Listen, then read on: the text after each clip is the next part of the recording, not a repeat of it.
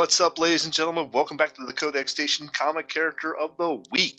I am your host tonight, Sal the Slab Guy. As always, I got my partners in crime. Jamie, Mr. I Love Beef Jerky, Antonio Bandanas. Below is Dan the Man Kelly from Instagram. Sorry, I screwed that one up. Anyhow, and we're missing somebody. We're missing Archduke Kevy. Hope you feel better, dude, and be back soon. But who are we diving into tonight, guys? That would be Doctor Strange, the Sorcerer Supreme himself. All right, Doctor Strange. What an awesome character to go into. But first, let's get some business out of the way. Let's go with, I'll start off first. You can always find me on here in the Codex Station, or you can find me on YouTube under Sal's Comic Corner. There he is. Thank you very much for that. And then, Dan, why don't you tell everybody where they can find you at? You can find me on Instagram at Dan Kelly Art. Post a few times a week. I will actually be posting a brand new character tomorrow for my first appearance Friday. Sal has seen what the character looks like because I sent him pictures of a couple different color variations to help pick. So go check it out. And then Definitely. The boss up here. The boss. I'm not Bruce Springsteen. The man has been away for a hot minute. Going the way he did. Hey, I've been away for good reasoning, so that way we can explore more and do more, and Jamie has a room for it. But yeah, guys, it's been a minute. There's been some changes. There's been some things going on, but guys, definitely go check us out at the Codex Station over on YouTube. Subscribe. We're doing a giveaway for 1,000 subscriber, so go do that. Definitely check it out, and check us out on all the socials at the Codex Station. It's easy. Type it in. You'll find us there. Website will be up very, very soon. Be ready for that because there's been a lot of changes to that as well. And how many subscribers are we at right now? 964. 964. Nice. Yes, we're getting there. We're getting there. There's going to be an epic giveaway at the 1,000-person mark, and you don't want to miss it. So tell your friends, get them to subscribe, share everything. Yeah, I got my buddy to sign up to subscribe today. Nice. Awesome. All right, so let's go ahead and get into this sucker. Dan, why don't you go ahead and give us the intro for Doctor Strange? All right, well, Doctor Strange first appeared in July of 1963 in Strange Tales number 110, an appropriate sounding title, right? Mm-hmm. Created by Stan Lee and Steve Ditko. So I think at this point, most of us are familiar with the origin of Doctor Strange. He was an arrogant surgeon that got in a car accident. It destroyed his hands and prevented him from performing surgery again. So he sought out the Ancient One, who was a Tibetan monk sorcerer, who was the Sorcerer Supreme at the time. And the Ancient One taught him magic, and he eventually took over as the Sorcerer Supreme of Earth. As far as his powers, he is the world's most powerful sorcerer. He uses artifacts like the Cloak of Levitation, the Eye of Agamotto, the Book of Ishtanti, all these different things in his magical pursuits. And he's also a trained doctor and neurosurgeon, and he knows judo that Wong taught him. Awesome. I think that's like the most specific thing about that is that, oh yeah, he can do all this stuff, but he knows judo. Who knows judo? Judo, no, man. And believe it or not, the movies from the MCU universe actually do reference a lot of the magical items that's used throughout all the Strange titles that he's gone through. So definitely got to read some more books on him. Yeah, definitely. Pretty much the only thing the MCU didn't do was show that he actually knows how to fight without magic. Well, they didn't teach him his judo. Yeah. They did a little bit of that. A little bit. All right. So first, let's go ahead and give a shout out to our sponsor. Jamie, hit us up with the details on that. Oh, ladies and gents, if you guys haven't had the chance yet, you definitely need to go check out W Energy. That's a W.GG. I've got my packs right now. I'm telling you, these guys are fantastic. The cleanest form of energy you can find on the market today. No jitters, no problems, nothing like that Monster Red Bull. If you drink 4 or 5 of them, these are efficiently clean. I'm telling you right now, you can go to W.GG to get your order, and at checkout, use the keyword code -X and you will save yourself 10% on any order. Definitely. Good stuff. We all drink it. I know I've had several stuff, and I'm actually about to reorder because I am out. So I need to reorder as well. I got about 3 or 4 more drinks left in the tub I have. So I'm going to have to order another one coming up. Actually, that Calio cream is amazing. Is it good? I haven't tried that one. It's very good. Has everybody tried the green, the lime? Yeah, I ordered the packs. Nice. Okay. Dub Sludge. No, that's not the lime one though. That's the. It is lime. The Dub Sludge is the green apple one. Oh yeah, yeah. My bad. That's what I thought. I think the other one that comes in the 4-pack now has lime in it, right? Isn't it like watermelon and lime and something? Something like that. Oh yeah, what do you call it? Galaxy. Let me see. I don't know. Galaxy Bounce. Galaxy Grenade. Yeah, that there one. You go. There you go. All right. Folks, definitely check them out. It's good stuff to drink, and it is definitely better than any energy drink out there on the market. All right. So, if you want to turn it into an adult beverage, you can visit Sal's YouTube channel for the secret drink recipes. Yes. He has those listed on our Facebook page as we speak. Yes. Yep. If you enter in the secret code, you go to the secret recipe page.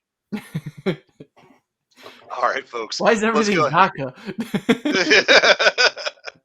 Let's go ahead and jump into these things here. Usually, Kevy starts off with what works best for this character, but I'm going to choose Jamie since he's back and he's in charge. Why don't you kick us off with how this character works best? I think with Doctor Strange as a character himself works best when it's just all sorcery, no manipulation behind him. When I say that, I mean realistically no more constant human interaction in a sense where it's like always trying to find the next best thing in his normal life because he's never going to have a normal life again.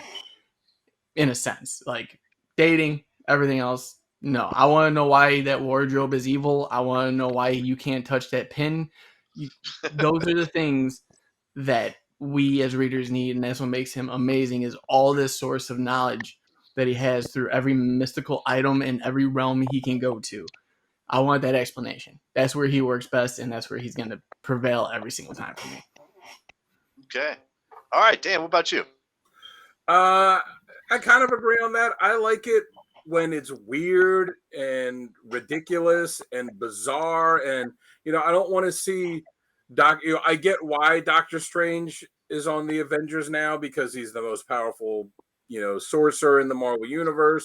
And hey, we have to face sorcery stuff with the Avengers sometimes. But I don't like seeing him.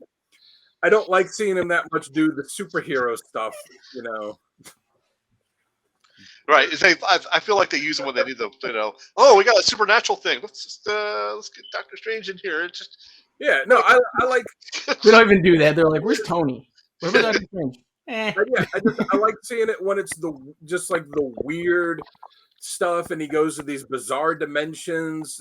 I don't mind. I do like him on the superhero team with the Defenders because it's a team of guys that themselves get involved in weird adventures and don't really like each other either. So. That was not bad, but like doing mainstream superhero stuff, I just that's not what I'm interested in. Yeah. What about you, Sal?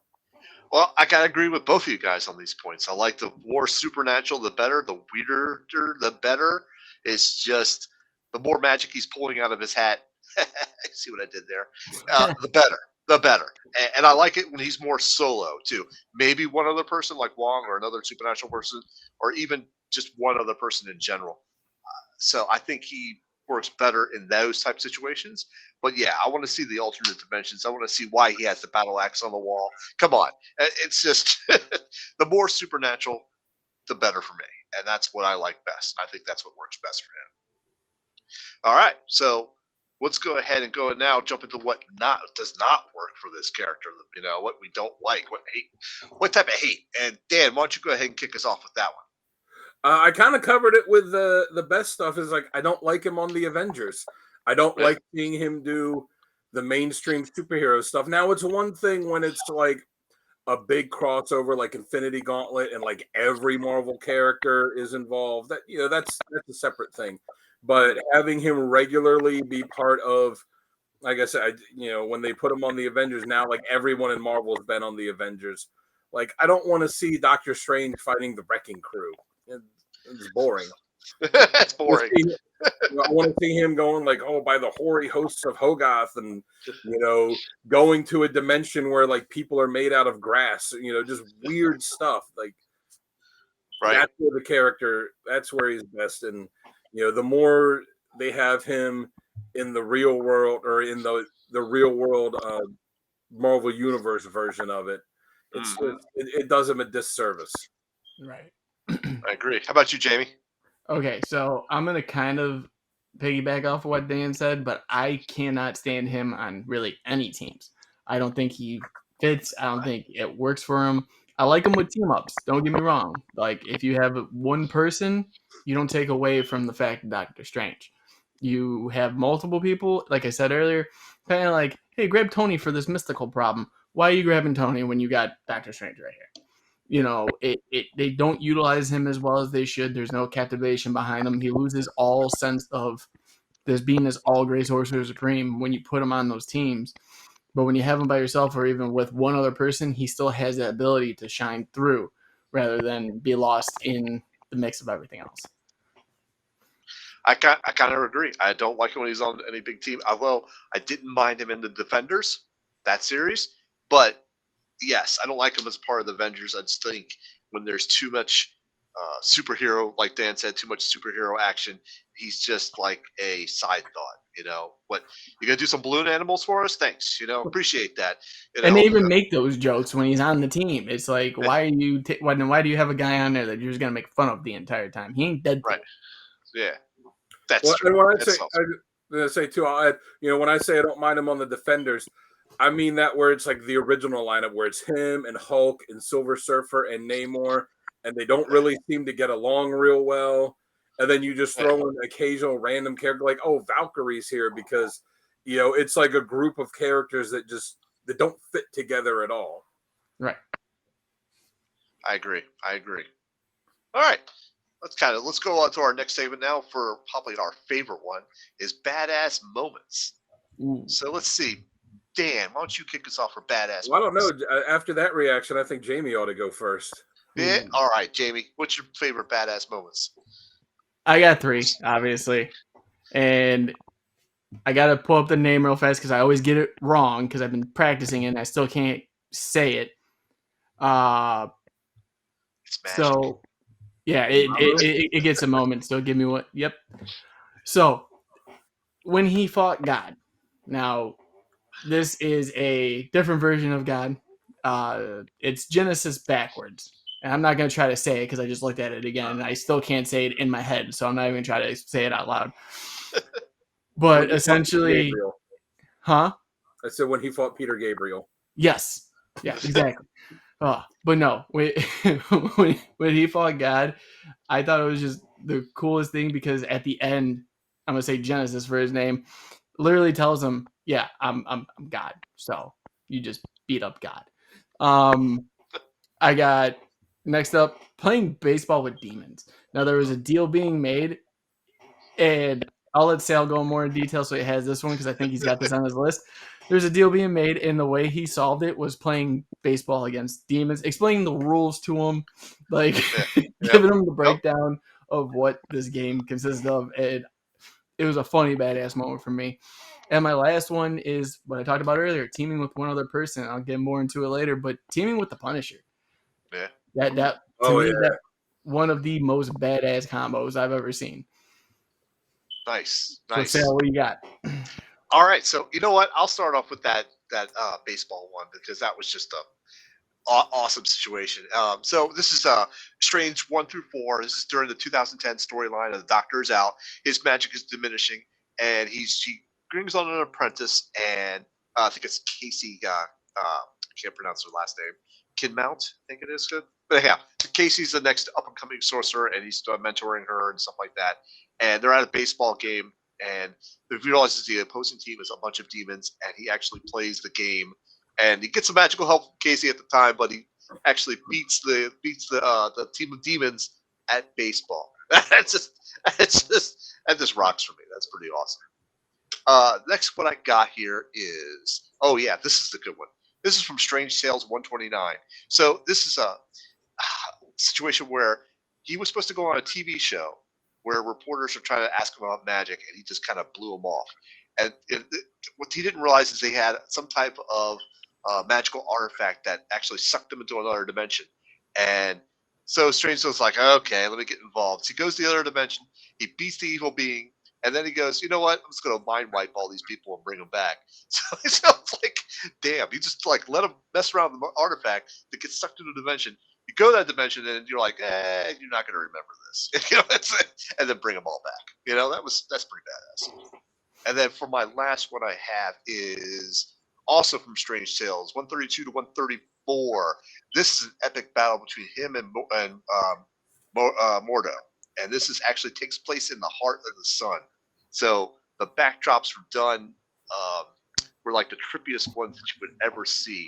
But just to have a battle with Mordo in the middle of the sun itself, that's just badass to me. How about you, Dan? What do you got? Yeah, I had Fight Mordo in the Sun too. There you go.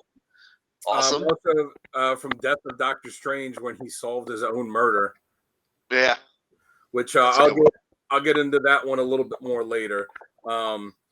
I also have when it was Doctor Strange versus Dracula, when there was the crossover between the two books, and Dracula had essentially killed Strange, and but Strange's astral form had escaped his body, so Strange still found a way to defeat Dracula, cure his own vampirism that Dracula turned him into a vampire, and brought Wong back to life, who had been killed.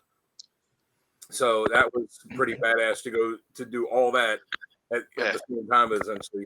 And then this one, it's not really. I'll just add on another one.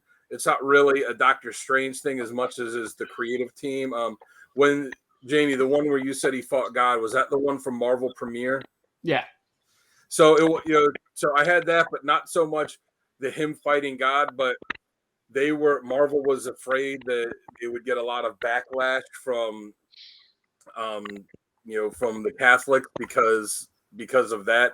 So Steve Englehart, who is the writer, and the artist Frank Bruner wrote a fake letter to Marvel to be published as a priest. So they made up this priest and had him write a letter saying how much he liked the issue, and this long thing about this was really great, this is why, blah blah blah blah blah, so that they would deflect any issues they would have from the religious people out there. And I thought that was pretty funny from Englehart and Bruner. They're like, oh yeah, let's just people might be mad that we did this thing with God, so we're just going to pretend to be a priest and write a fake letter to get the heat off of us. Like, yeah, that's pretty badass.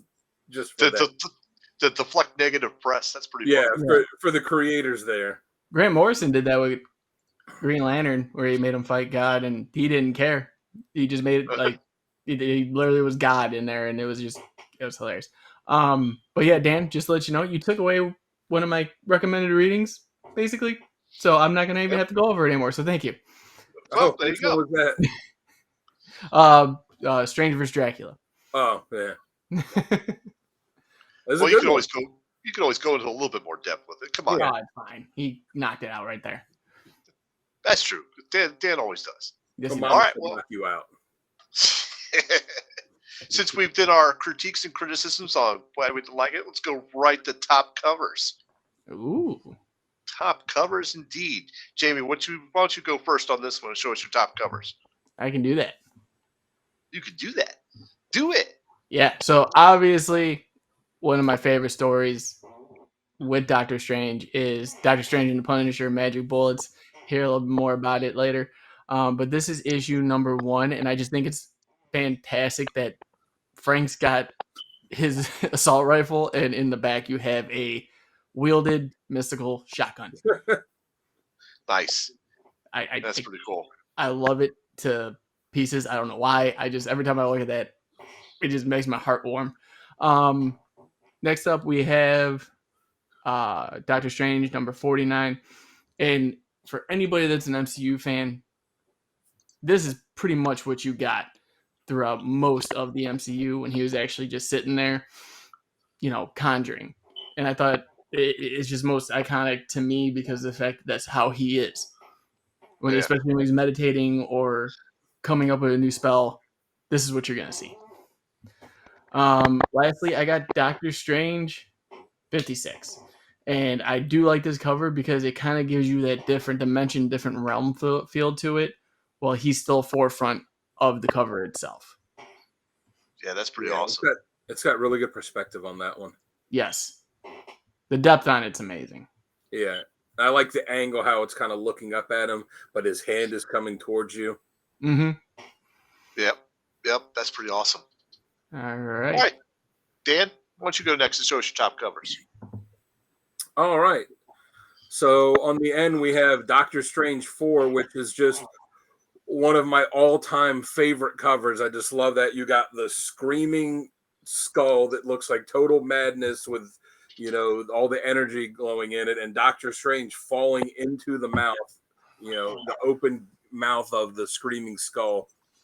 I said, not just for a Doctor Strange cover, I'd rate this as one of my all-time top covers, period.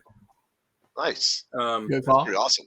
Yeah, and then in the middle, we have Death of Doctor Strange, issue 1 for a more modern book. Or again, it's the death of it, so it's got the skull there, and and it's got the like the arms coming out of it, the back of it, and it's got all the energy, and it's just this beautiful artwork of Strange going up too. And then on the end, I've got Doctor Strange 51 from when he was part of the Midnight Suns in the 90s, and changed his costume and his whole kind of personality. Go read it. It's a whole other thing, but the costume looked good, and I just love how looking at him, you don't know, like you wouldn't think that's a good guy because that looks like a bad dude. And then you have the blood dripping down. It's just such an awesome cover. Like this is one of those covers, even if you didn't read the book, if you saw that sitting on the shelf, you'd pick it up. You'd have to pick it up and be like, what is this? Even for the cover alone. Yeah. That's awesome. I would have it slabbed. Yeah. I would actually. Yeah. That's a slab-worthy book. He's gonna hit up eBay for it right after the show's over. Yeah, we talk about it after it's over. I'm doing it now. You hear the clicking? All right, good choices, Dan. Good choices. Let's go ahead and bring mine up here. See what you got, bud. Oh, look at that. Let's start off with one that Dan had as well. Doctor Strange number 1. And for all the reasons that Dan just said, that there's so much energy, the arms coming out of the skull or the tentacles coming out of the skull. It's just an amazing cover. I love that cover. It's strange. It's unusual. It's supernatural to me. So that's what I like about it. So let's jump over to the left side. Doctor Strange number 50. I like this one also for the perspective because it feels like there's a lot of depth to this one. And he's casting the spell, and you got the ring of whatever the spell is being cast right in front of you, and you're kind of looking through that to him. The way the perspective of this one, I love this one. That's good. That's a good cover. And it's got that 90s foil goodness. Yes, the 90s foily goodness. And then for my last one, I have Doctor Strange, The Oath. I like this one because I don't know, the sleekness of the with the hair and everything like that. I love that look. And he's still casting a spell while he's clutching his chest, which has a gushing blood at the time.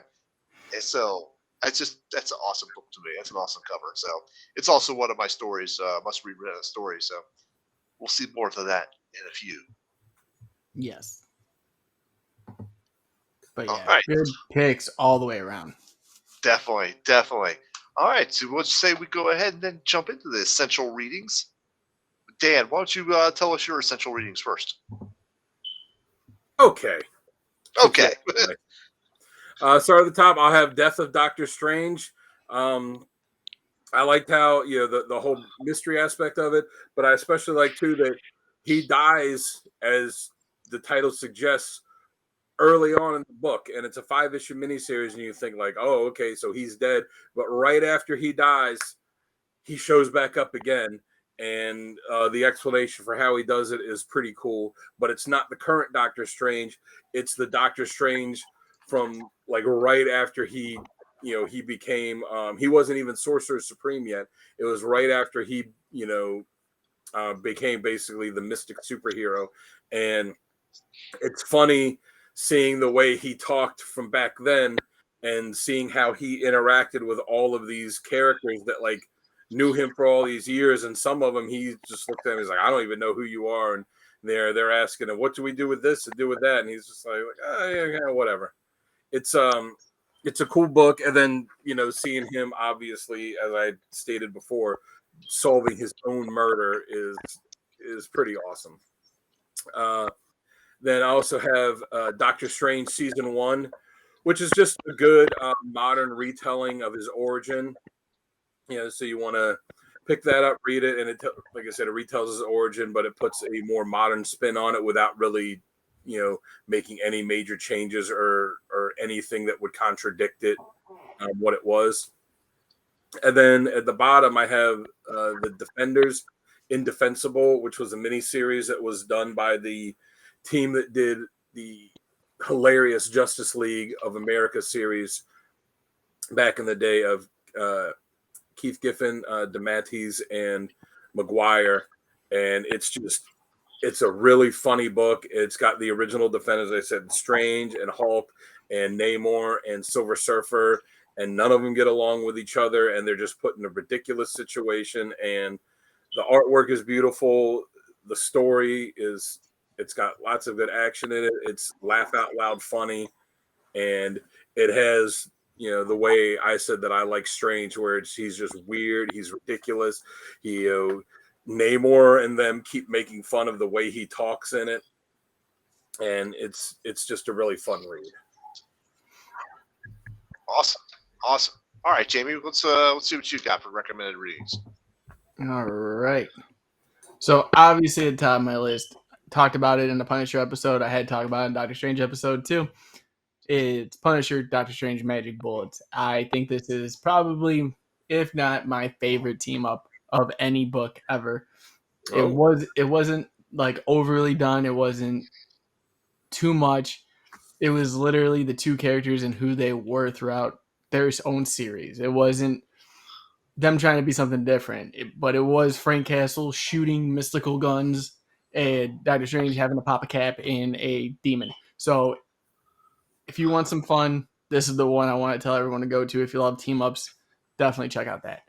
For more, definitely, please go check out the Punisher episode. I go more in detail on there. Cool. As earlier, Doctor Strange vs. Dracula, Dan really hit the, teeth on this one. I want to say. I see what you did there. Yeah. More along the lines of Wong or Doctor Strange saving Wong, finding out Wong was bitten by Dracula, freezes Wong just so he can go and save him. And Dan kind of told the rest of the story from there. But my last one, Sorcerer Supreme, once more, is we talk a lot about Strange losing his powers and regaining them. If you want that kind of story, this is the one I would suggest to go towards. Basically losing everything he possibly can and gaining it back. One of the redemption stories that I do like the most. So those are my three. If anyone's going to check any of the thing out for Strange itself. Awesome. All right. Sal? All right, Sal. Hit us. What you got? Well, there we go. All right, so first off, we got the Doctor Strange and Doctor Doom team up, Triumph and Torment. This is a great story. Strange agrees to help Doctor Doom, who's a powerful sorcerer in his own right, but they travel to hell to save Doom's mother's soul. And this is just a great story all around. It kind of, I think there was like 2 rounds of it that they actually did, and two stories, I should say. but it's definitely one to check out because it's lots of magic and just the team up between him and Doom is just fantastic. So it's definitely one to check out. Isn't that the one where he actually becomes the Sorcerer Supreme? Yeah, that it is. Yeah. That is. So my next one I got is Doctor Strange: The Ways of the Weird Last Days of Magic. This one I liked because there was dark forces set out to destroy everything mystical in the multiverse, and their sights are set on this dimension, and the magic days are numbered. And the fact that Strange wasn't really completely prepared for it kind of made made me like the story all the more. So Doctor Strange 1 through 5. This was a good story to read if you wanted to see something about like the magic being destroyed in the multiverse type of thing. And of course, the last one I have was with my cover, Doctor Strange: The Oath. So this was a 5-issue miniseries that was released in 2007. Yeah, 2007. And he's searching for the person that tried to kill him, while he's also looking for a stolen magical elixir that will cure the terminal cancer of Wong. And so it's just a good story all around, and they have it say the oath because it kind of mimics the oath of a regular doctor or the medical personnel in general. So it kind of reminds me of that, or kind of like mirrors that type of oath. And I like that story, so it's definitely one to check out. That is a good one. Yes. All right. So now on to our next segment is Best Author and Best Writer. Now these two author, let me remind the audience that the Best Author and Best Writer are not maybe have to be on the same issue. It's just what you feel has been best for the character, and like for the artist. If you picture Doctor Strange, who is the one that you go to? Who is the artist for that guy? That type of situation. So that could come from any issue that you want. So Jamie, why don't you give us your best author and artist? So right now for writer, I gotta go with the guy that's been on the hottest streak in comics that I've seen in a very, very, very long time. And that's Jed MacKay. Yeah. I think anything that guy touches right now is gold, and he's doing the same thing with Strange. Now I'm not current on it because I'm picking it up as it goes, kind of deal. Like if I miss one, I go back and grab it. But yeah, Jed MacKay, 100% sold on him. And for my artist, I am going with Andre Ricardo. I'm having a hard time with names today, so excuse me. But no, when I think of Strange, that's who I go to. It's the simplistic Strange look. There's no additive. There's nothing taken away. It's just the cloak, him, gloves, perfect. Nice. Okay, how about you, Dan? I'm going to have to agree with writer as Jed MacKay. Especially when you read, like I said, when you read Death of Doctor Strange that he wrote, because the way he wrote the current day Doctor Strange, and then when he dies and the old Doctor Strange comes back in, and it's clear that, because of this difference in time between the two, that it is two very different characters. So I really like that. And for best artist, I had to be lame. I kind of had to go with a tie between two for an older one and a newer one. So for the older one, I don't think you can talk about Doctor Strange without talking about Steve Ditko. He not only co-created him, but he defined the visual style for him that every artist has followed.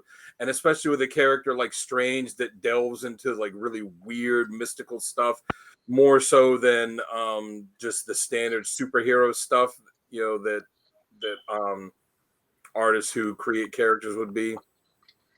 I think he really defined what the look of him is. But for a modern take, I liked Chris Bachalo, the stuff he did on it, because he did a really good job of accentuating, like I said, the weird stuff and, making it bizarre looking, but also making it look spectacular as well. So how about you, Sal? What do you got? So I actually, for artists, I went with Ditko as well. I mean, like you said, she's the one that, it was the epic. I don't know. It's just the Doctor Strange that I go back to is the Ditko version of it. That's 100%. And for writer, I got Mark Waid actually. That was up there for me too. Yep. I mean, it was really I had Yeah. a lot of different ones. And there's been so many different writers for him, and they've all done such a great job. It was really hard to narrow it down, but I like Mark Waid, I think, the best. Yeah. Like I know even my favorite writer isn't writing right now, but Donny Cates. Yeah. He did an annual, and that was the one where it was most controversial because he killed bats. Yeah. And I was like, But he created bats, so it was okay. yeah, he's allowed to do it. I'll say too, even though he hasn't really worked, I don't know if he's ever actually drawn them, but I wouldn't mind seeing Todd McFarlane do something with Doctor Strange. I think the way he draws, Yeah, I think he 100%. could do a pretty cool Doctor Strange mini. Maybe With we'll the get cape and everything. maybe we'll get Doctor Strange to team up with Spawn and their capes can fight. Yeah, just entangle. Cape fight. Very good, guys. Very good. Okay. Actually, that covers our whole segments. Let me ask you, Jamie, do we have any info from Kevin on what he liked, or did we not get his information? I got all of his stuff right now. We can show it off real let's fast show if it. you Come want. on. He I can't give a detailed description like he does, but I can do. Let's see, recommended reading from Kevin. Yeah, because we all had different ones. So let's see. All right, Yeah, so, he had. So Kevin had the Death of Doctor Strange as his number one. Mm-hmm. Strange, which I believe that's the 2010. if you look on the rack behind me, it's one of those ones. It's a different retelling of his origin. It was a 6-issue miniseries. It was written by J. Michael Straczynski and art by Brandon Peterson. Oh yeah, Okay. yeah. And then he had Doctor Strange Volume 6 as his last one. Okay. And then for his covers, he had obviously the Midnight Suns. Yep. Doctor Strange number 1, Surgeon Supreme. Yep. You got that nice split down the middle of Old Life, New Life, which is really cool. Yeah. And then the variant for Surgeon Supreme as well, but that just looks demonic. Yeah, it does. More than anything. Pretty wicked, Kevin. That's good stuff, man. Wish you were here. That have good calls on those. Yeah, wish you were here to talk about it. All right, guys, that was some good stuff. This wraps up this episode. Unless you want to do a little extra trivia stuff, or you want to save that for another time. Let's save that for the end. Let's save that for the end or another time. All right, guys, thank you once again. I am Sal, the Slab Guy, your host for Comic Character of the Week. Right here next to me is J-Dub himself, Antonio Bandanas. He's the man with the bandana all the time. And down below me is Dan the Man Kelly from Instagram. So why don't you guys give a quick shout out? Dan, why don't you start it off? Tell us where they can find you really quick.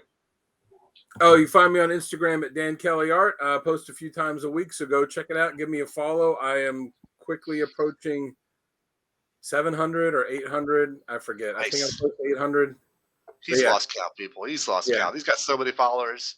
He's bigger than a cult. I'm raining followers. Hey, Jamie, why don't you tell us about the CODEX station?